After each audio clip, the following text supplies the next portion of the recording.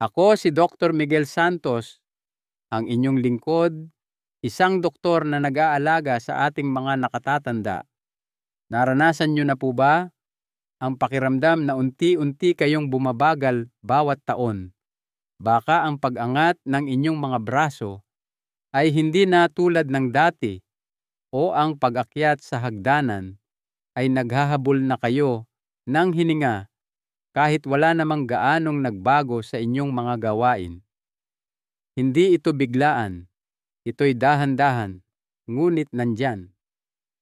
Ang tahimik na pagkawala ng lakas na tila kaakibat ng pagtanda.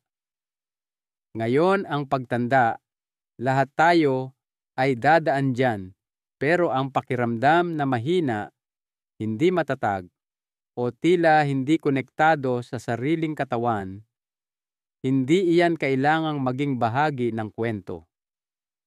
Sa katunayan, ang pakiramdam na malakas balanse at puno ng buhay ay posible pa rin, lalo na kung alam ninyo ang mga tamang ibigay sa inyong katawan.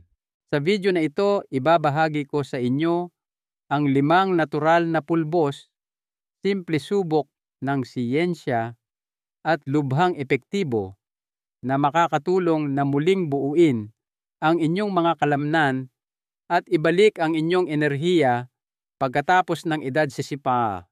Hindi ito mga himala. Sila'y mga tahimik na katulong mga sangkap na maaari ninyong ihalo sa inyong araw-araw upang dahan-dahang suportahan ang inyong katawan mula sa loob. At hayaan ninyong sabihin ko ito, ang huling pulbos sa listahan ay maaaring ang pinakasorpresa sa inyo. Ito ay hindi katulad ng anumang nasubukan nyo, ngunit maaaring ito mismo ang kailangan ng inyong katawan. Kaya samahan nyo ako hanggang sa dulo. At habang narito kayo, kung mayroong tumatak sa inyo sa video na ito, gusto ko itong marinig. Mag-iwan ng komento at ibahagi ang inyong mga saloobin o sariling karanasan.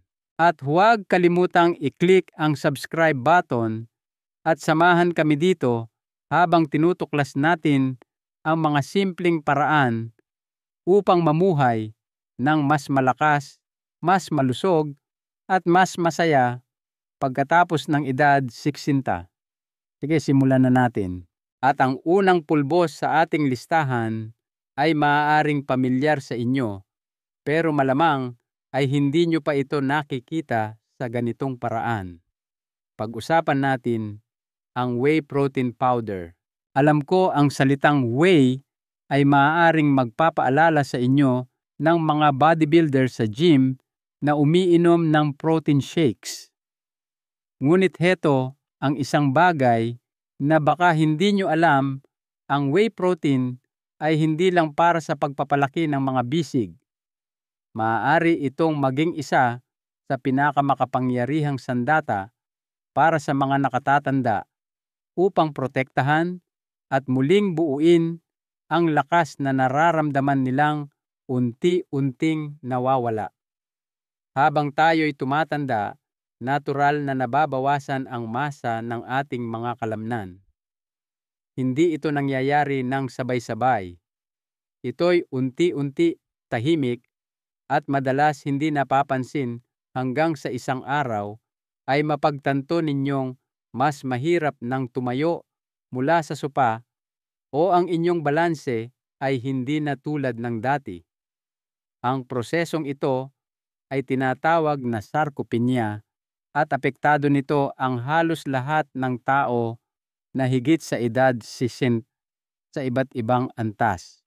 Ngunit ipinakita ng mga pananaliksik mula sa Harvard at iba pang malalaking institusyon na mayroong isang mabisang paraan upang labanan ito. At ang whey protein ay nasa sentro ng solusyong iyon. Ang nagpap-espesyal sa whey protein ay kung gaano kabilis itong naa-absorb ng ating katawan at kung gaano ito kayaman sa isang bagay na tinatawag na leucine. Ang leucine ay isang partikular na amino acid na nagsisilbing parang switch ng ilaw para sa inyong mga kalamnan. Pinasisindi nito ang proseso na ginagamit ng katawan upang muling buuin ang tissue ng kalamnan. At dito, nagiging interesante kapag mas bata ka, madaling tumugon ang iyong katawan sa anumang uri ng protina. Ngunit habang tumatanda ang iyong mga kalamnan ay nagiging mas resistant. Kailangan nila ng mas malakas na senyas at iyon mismo ang ibinibigay ng leucine. Ang whey protein ay may mas maraming leucine kaysa sa halos anumang iba pang protina sa mundo. Hayaan ninyong magbigay ako ng isang larawan. Isipin ninyo na katatapos lang ninyo ng inyong pang-umagang paglalakad o marahil ay naghardin ng kaunti. Kung iinom kayo ng isang maliit na smoothie pagkatapos na may isang scoop lang ng whey protein na hinalo ang inyong mga kalamnan, ay makakatanggap ng masaganang dosis ng amino acids sa loob ng 30 minuto.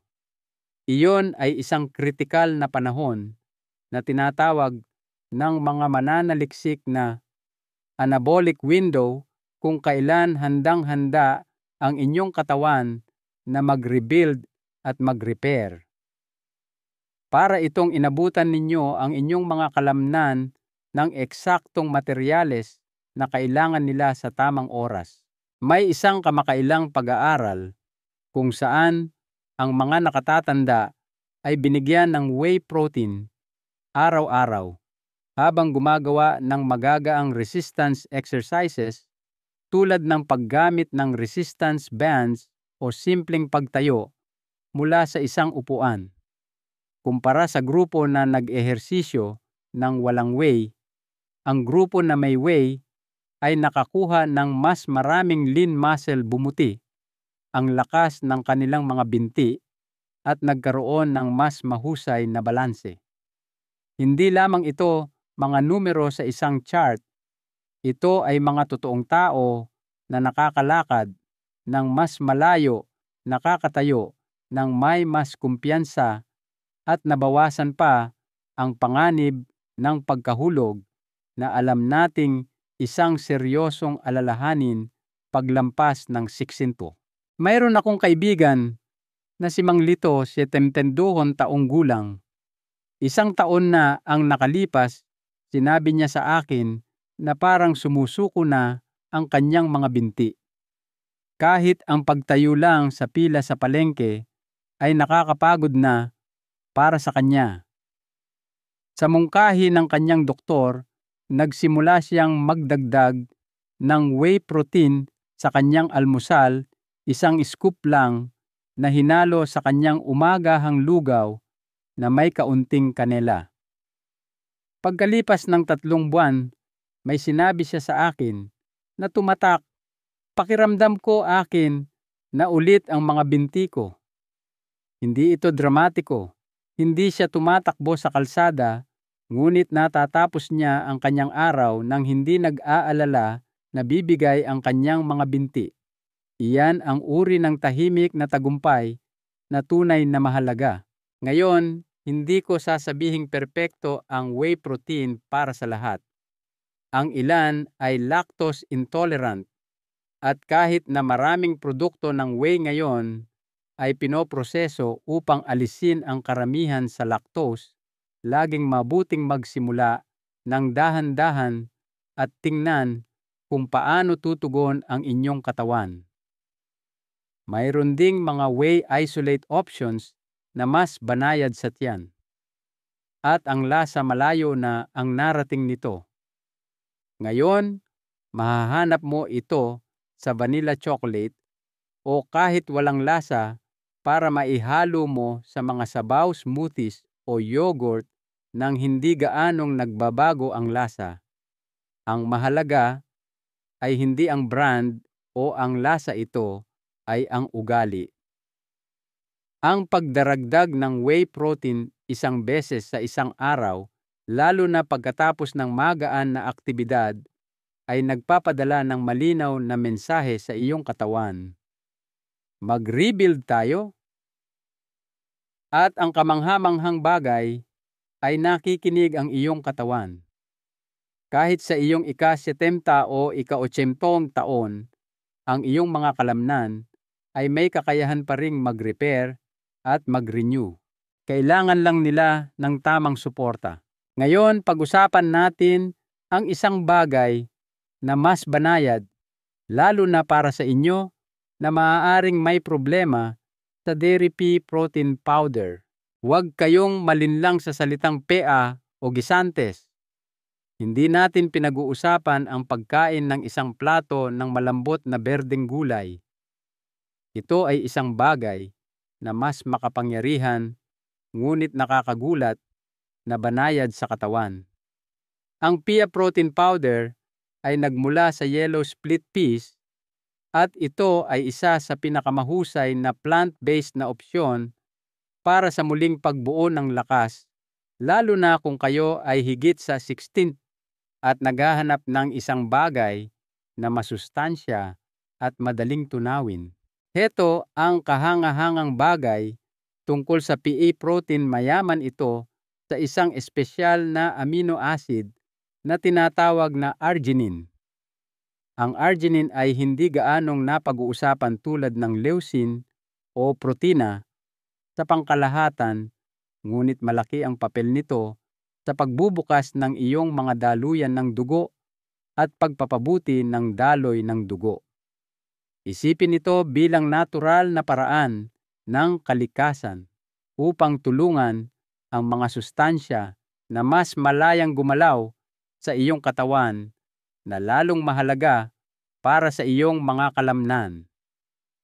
Ang magandang sirkulasyon ay nangangahulugan na ang iyong mga kalamnan ay nakakakuha ng mas maraming kailangan nila upang gumaling, lumaki at manatiling aktibo.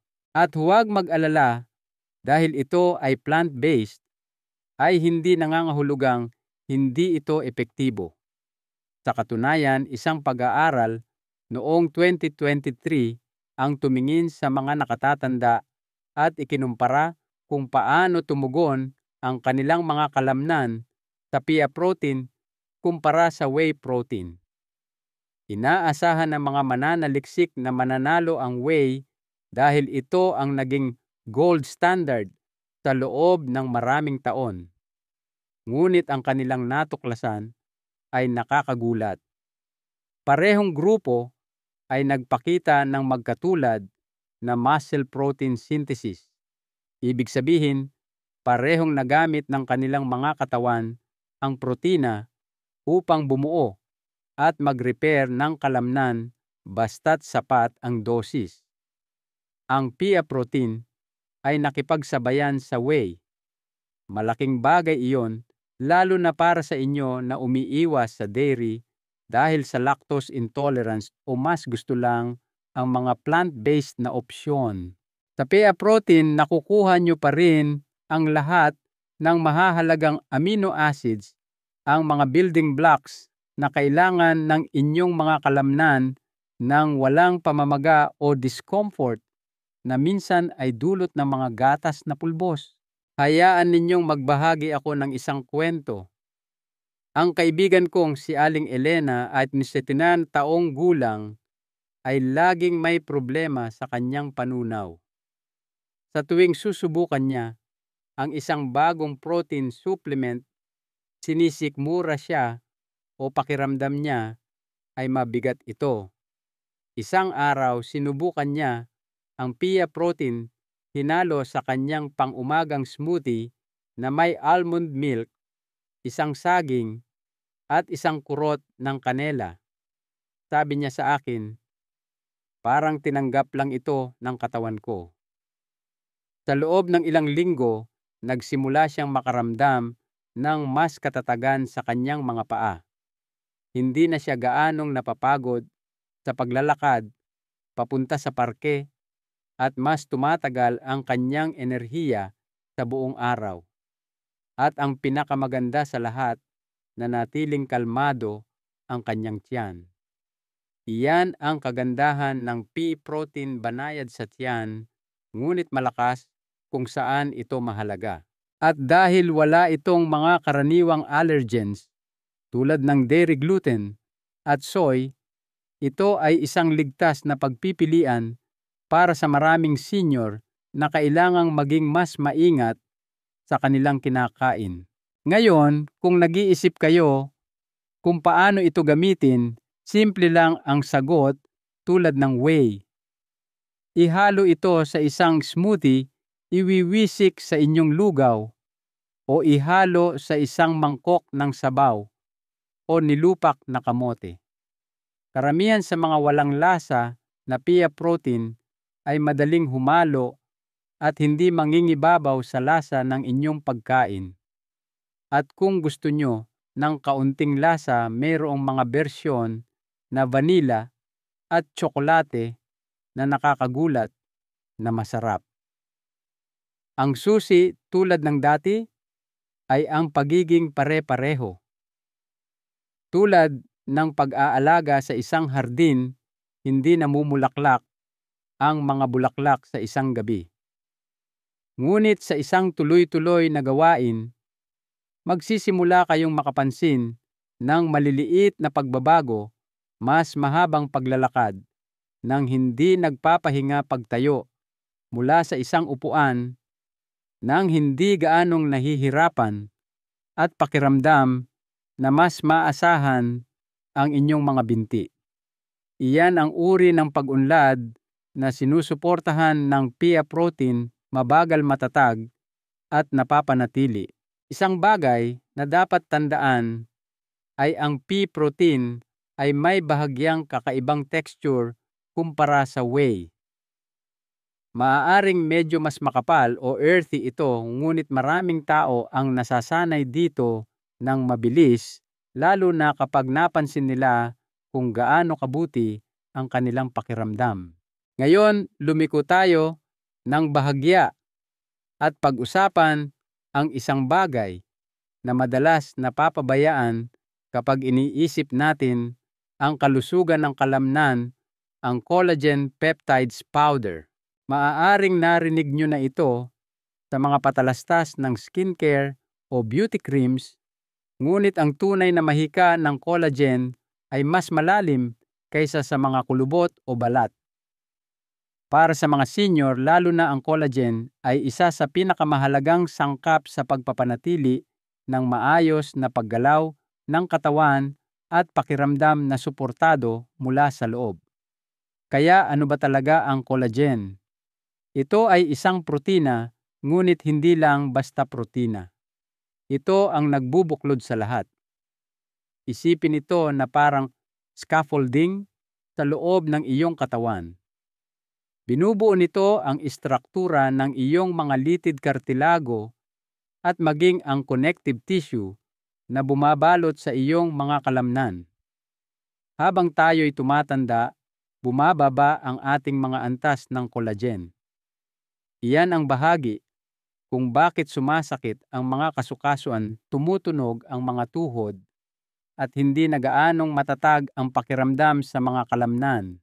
Ngunit heto ang magandang balita, ang collagen peptides, isang pulbos na anyo na pinaghiwa-hiwalay para mas madaling maabsorb, ay makakatulong na punan ang tahimik na kinukuha ng panahon. Ngayon, magiging tapat ako, ang collagen ay hindi isang powerhouse para sa pagpapalaki ng kalamnan tulad ng whey o pea protein. Mababa ito sa leucine at iba pang amino acids na direktang nagpapasigla sa pagbuo ng kalamnan. Ngunit kung saan nagniningning ang collagen ay sa isang naiiba ngunit pantay na mahalagang papel pagsuporta sa balangkas sa paligid ng iyong mga kalamnan. Isipin ang iyong mga kalamnan na parang makina ng sasakyan. Ang collagen ang suspension system. Maaari kang magkaroon ng malalakas na kalamnan, ngunit kung mahina ang iyong mga litid, at ligaments, lahat ay pakiramdam na hindi matatag. Yan ang dahilan kung bakit napaka-interesante ng mga pag-aaral sa mga senior na gumagamit ng collagen peptides. Sa isang clinical trial mula sa Germany, mga matatandang lalaki na may age-related muscle loss ay gumawa ng simpleng resistance exercises tulad ng squats gamit ang upuan o magaan na hand weights at uminom ng pinogramo ng collagen peptides araw-araw.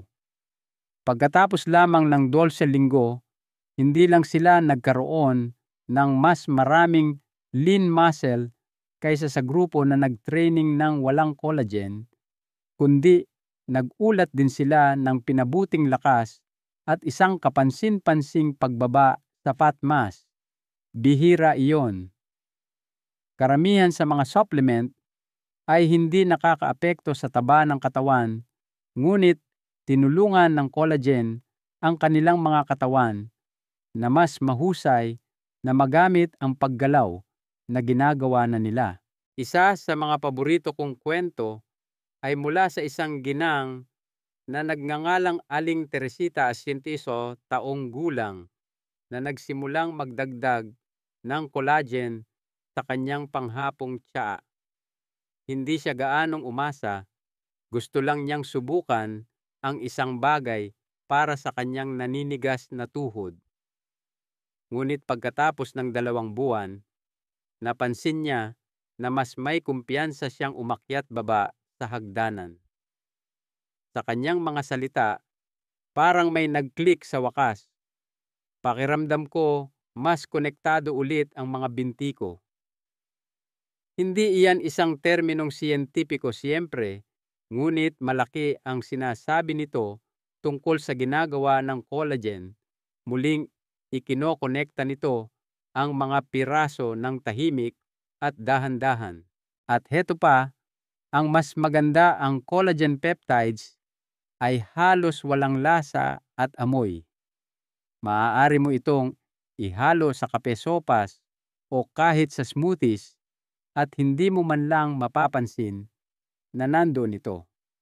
Dagdag pa ito ay banayad sa tiyan na halos walang naiulat na side effects kahit para sa mga matatanda na may sensitibong panunaw.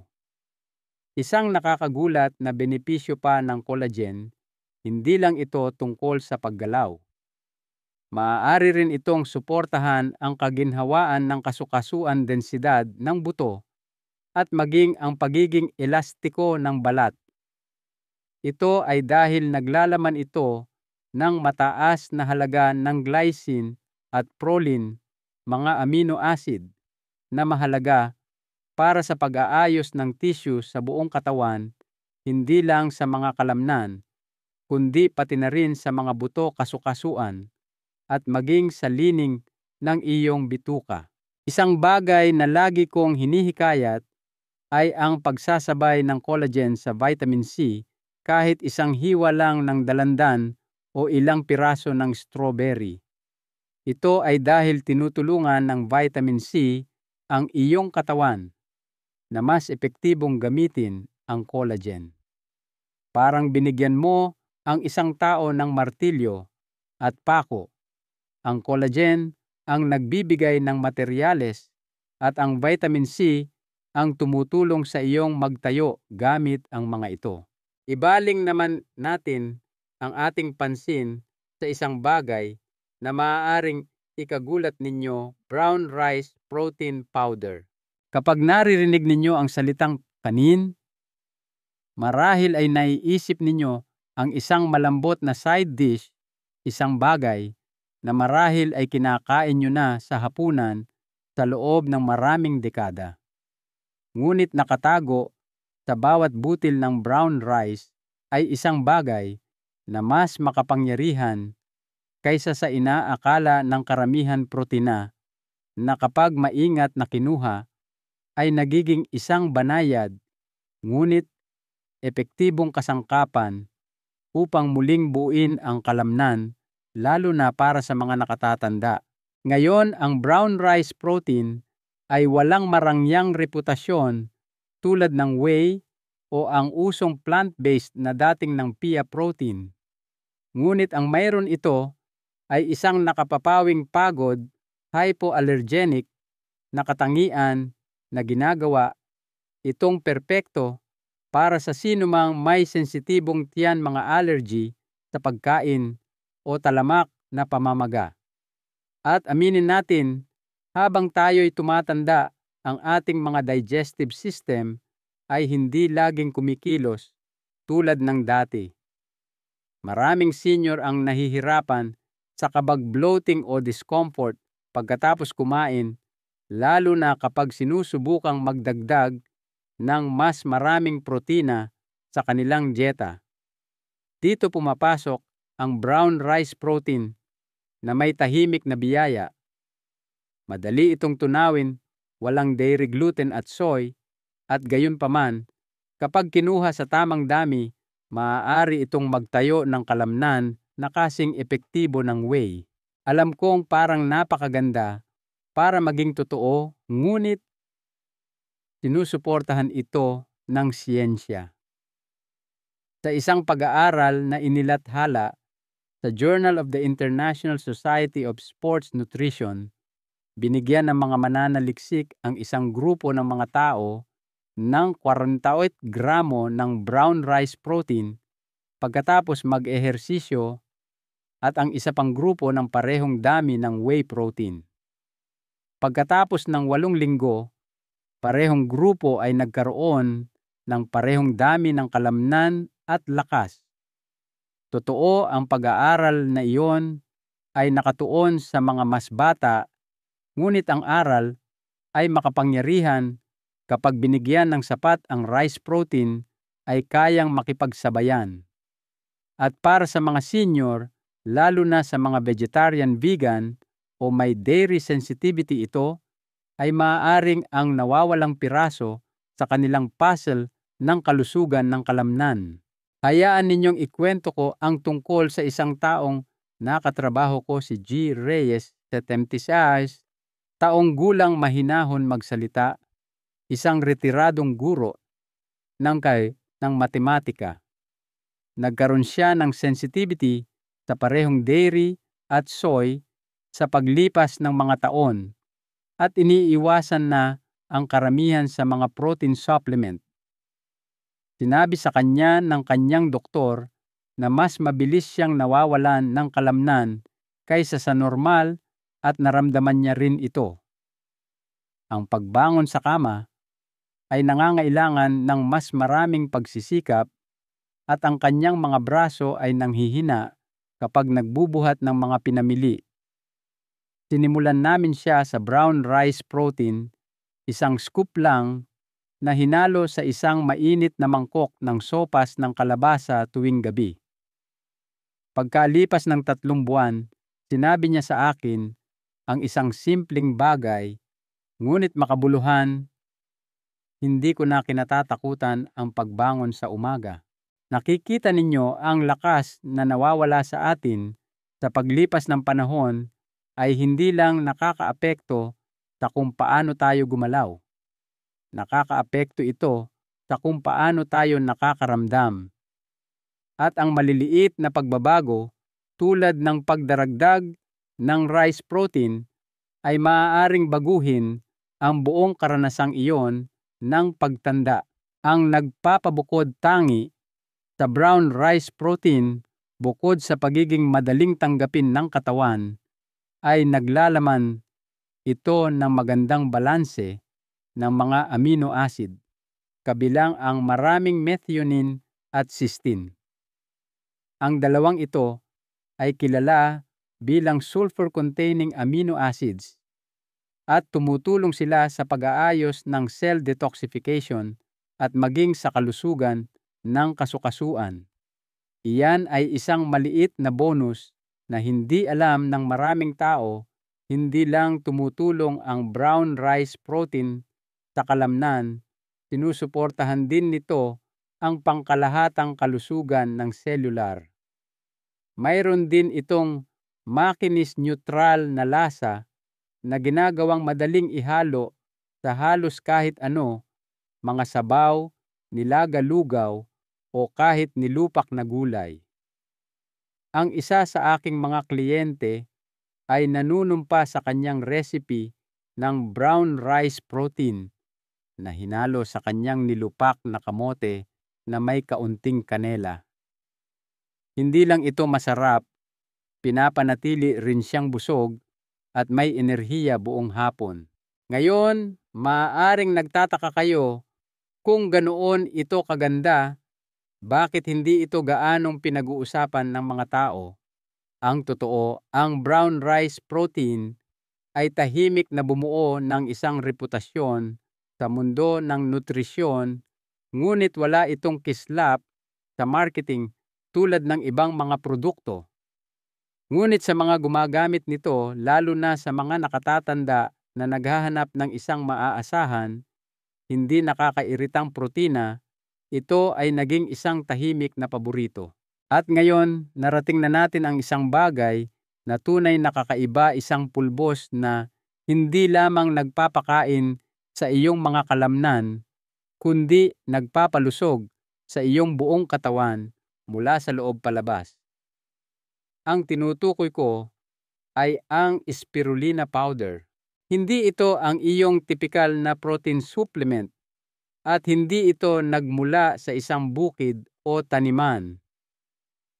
Sa katunayan, ang spirulina ay isang malalim na berde-asul na algae na tumutubo sa mga lawa ng sariwang tubig at mga pond na nasisikatan ng araw. Tinawag itong superfood, isang himalang halaman, kahit na isang regalo mula sa kalikasan. At kapag naunawaan ninyo kung ano ang magagawa nito, lalo na para sa mga nakatatanda, baka sumang-ayon din kayo.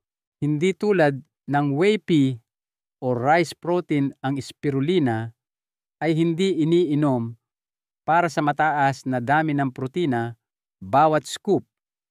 Bagaman, ito ay mga 60 hanggang 70 protina ayon sa timbang na kahanga-hanga.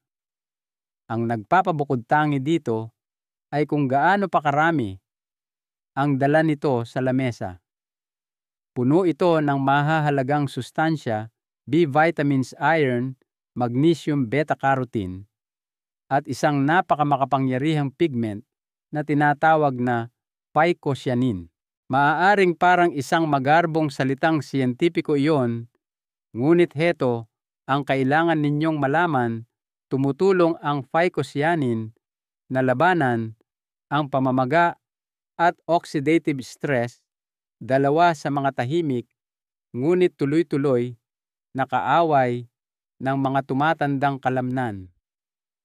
Habang tayo'y tumatanda, hinaharap ng ating mga katawan ang isang bagay na tinatawag ng mga mananaliksik na inflammaging.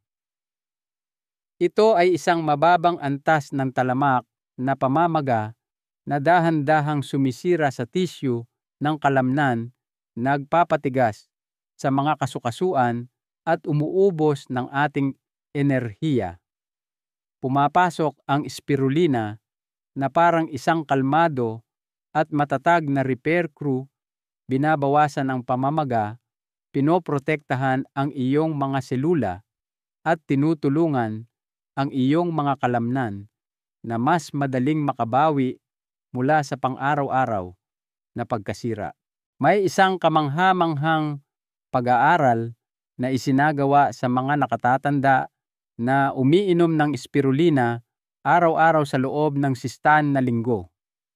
Hindi lamang tumaas ang kanilang mga antas ng antioxidant, kundi bumaba rin ang kanilang mga inflammatory markers, partikular ang isang compound na tinatawag na IL-6 na direktang nauugnay sa pagkasira ng kalamnan sa mga senior.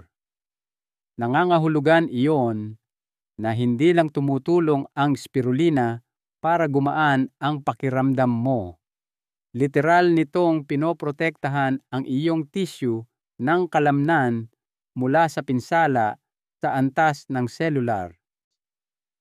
Naaalala ko ang isang Ginoo na nagngangalang Mang Nestor, 70 taong gulang, na sumulat sa akin matapos subukan ang spirulina sa unang pagkakataon.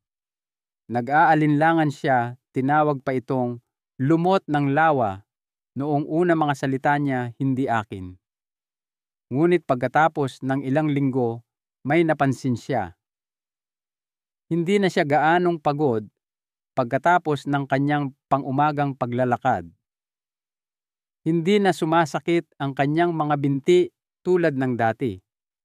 Nagsimula pa siyang mag-stretch muli. Parang mas madaling huminga ang katawan ko, sabi niya. Iyan ang kapangyarihan ng spirulina, banayad matatag na pagpapabuti. At kung kayo ay isang taong madaling mapagod o pakiramdam, ay siyamaha ay hindi na tulad ng dati ang inyong endurance, maaaring sorpresahin kayo ng spirulina. Natuklasan ng isa pang pag-aaral na ang mga taong umiinom ng spirulina ay nakakapag-ehersisyo ng mas matagal bago mapagod at mas mabilis na nakakabawi. Hindi lang iyon para sa mga atleta. Iyon ay para sa sinumang gustong maglakad ng mas malayo, gumalaw ng mas matagal o mag-enjoy sa mga pang-araw-araw na gawain ng hindi napapagod. Ngayon, isang mabilis na paalala, ang spirulina ay may medyo earthy, maladagat na lasa. Hindi ito masama, ngunit maaaring kailanganin ng kaunting pagsasanay para masanay. Ang magandang balita ay hindi mo kailangan ng marami. Kahit kalahating kutsarita lang sa isang araw na hinalo sa tubig, juice o smoothie ay maaaring maghatid ng malalaking benepisyo sa paglipas ng panahon. Ang ilan ay hinahalo ito sa lemon o kaunting apple juice para mapahina ang lasa. Ang iba naman ay iniinom ito sa anyong kapsula. Sa anumang paraan, ang pagiging pare-pareho ang mahalaga. Isa pang bonus, ang spirulina ay isa sa iilang natural na pinagmumulan ng vitamin B12 sa halaman. Isang bagay na maraming nakatatanda ay kulang ng hindi man lang namamalayan. Ang mababang B12 ay maaaring humantong sa pagkapagod, brain fog, at maging mga issue sa nerve.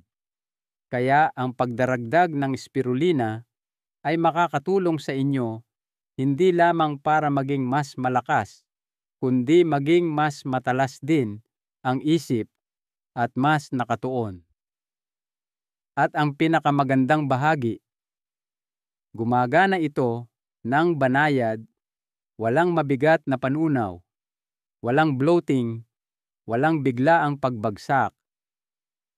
Tanging matatag natural na suporta tulad ng isang tahimik na kasama na nagtatrabaho sa likuran, tinutulungan ang iyong katawan na gumana ng kaunti pang mas mahusay bawat araw. Kaya ayan na 5 natural na pulbos, bawat isa ay may kanya-kanyang natatanging paraan upang tulungan ang iyong mga kalamnan na manatiling malakas na babaluktot at puno ng buhay. Hindi mo kailangan ang lahat ng 5. Kahit isa lang na regular na ginagamit ay maaaring baguhin ang paraan ng pakiramdam at paggalaw ng iyong katawan. Hindi ito tungkol sa paghabol sa kabataan. Ito ay tungkol sa pag-angkin sa lakas na sa iyo pa rin. Ang pananatiling malakas pagkatapos ng edad 60 ay hindi tungkol sa pagbubuhat ng mabigat o pagtakbo ng mga marathon. Ito ay tungkol sa paggawa ng matalino at masustansyang mga pagpipilian. At ang mga pulbos na ito, hindi sila mahika, ngunit sila ay mga kasangkapan. Mga simpleng makapangyarihang kasangkapan na maaari mong ihalo sa iyong tsaa, i-blend sa iyong smoothie o iwiwisik sa iyong araw.